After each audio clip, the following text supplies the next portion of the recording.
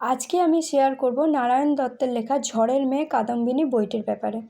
বইটি আমি নিয়ে এসেছিলাম প্রথমা কাদম্বিনী একটা সিরিয়াল হতো, সেই সিরিয়ালটার সাথে এই বইটির কতটা মিল আছে সেটা দেখার জন্য।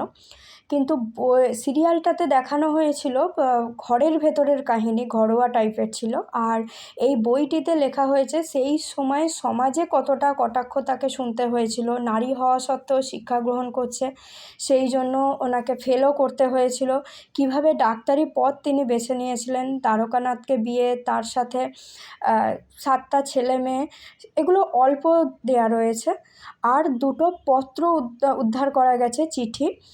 সেই চিঠি একটা হচ্ছে তার বৌমাকে লেখা সরলাকে, আর একটা হচ্ছে তার মেজো মেয়েকে লেখা জ্যোতির্ময়ী দেবীকে লেখা। তো সেই চিঠিগুলোর ব্যাপারে ডিটেলস দেওয়া রয়েছে। খুবই পাতলা বই, বেশিক্ষণ সময় লাগেনি শেষ করতে।